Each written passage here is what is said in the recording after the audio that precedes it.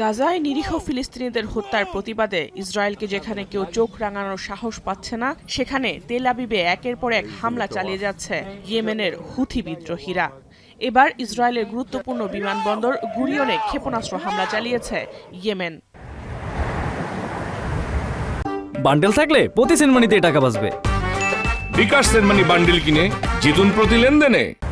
স্থানীয় সময় রোববার সকাল 10:30টার দিকে ইসরায়েলি বিমানবন্দরে হামলা চালায় হুথিরা। মুহূর্তেই বিকট শব্দ ও কালো ধোঁয়ায় ছেয়ে যায় বিমানবন্দর এলাকা। এতে বেশ কয়েকজন হতাহত হয়েছে বলে নিশ্চিত করেছে ইসরায়েলি সংবাদ মাধ্যম দ্য টাইমস অফ ইসরায়েল। এছাড়া ক্ষতিগ্রস্ত হয়েছে এয়ারপোর্টের ভেতরে কিছু অংশ। এ নিয়ে গত এক সপ্তাহে 4 বার ইসরায়েলে হামলা চালালো হুথিরা। প্রায় 2000 কিলোমিটার দূর থেকে ইসরায়েলে হুথির মিসাইল হামলা তাদের আবারও চোখে আঙুল দিয়ে দেখিয়ে দিচ্ছে মধ্যপ্রাচ্যে কতটা বিপদে ইসরায়েল। হুথিদের চালানো এই হামলার কড়া জবাব দেওয়ার হুঁশিয়ারি দিয়েছে ইসরায়েলি প্রতিরক্ষা মন্ত্রী ইসরায়েল কাটজ। যারা ইসরায়েলের ক্ষতি করবে তাদের কেউ রক্ষা পাবে না বলেও হুমকি তার।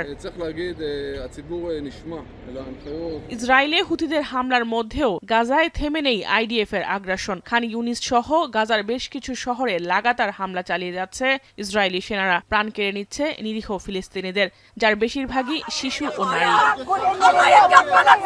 শুধু গুলি ও বোমার আঘাতেই ফিলিস্তিনিদের হত্যা করছে ইসরায়েল, বিষয়টি তা নয়। ইসরায়েলিদের অত্যাচারে খাবার ও পানি না পেয়ে ধুকে ধুকে মরছে ফিলিস্তিনের মানুষ। গেল 1.5 মাসের বেশি সময় ধরে গাজায় কোনো ত্রাণ পৌঁছাতে দিচ্ছে না তেল আবিব। এতে ক্ষুধার সঙ্গে যুদ্ধ করতে করতে ক্লান্ত হয়ে পড়ছে গাজার লাখ লাখ মানুষ। অনাহারে এরই মধ্যে 1/2 শতাধিক ফিলিস্তিনের মৃত্যু হয়েছে বলেও জানিয়েছে আন্তর্জাতিক গণমাধ্যম। এদিকে হামাসের হাতে বন্দী জিম্মিদের মুক্তির দাবিতে তেল আবিবে বিক্ষোভ করেছে ইসরায়েলিরা। ইসরায়েলি প্রধানমন্ত্রী বেনিয়ামিন নেতানিয়াহু ও তার প্রশাসনের পদত্যাগের দাবি জানান তারা। জাহানারা ভুঁইয়া, এখন বিশ্ব।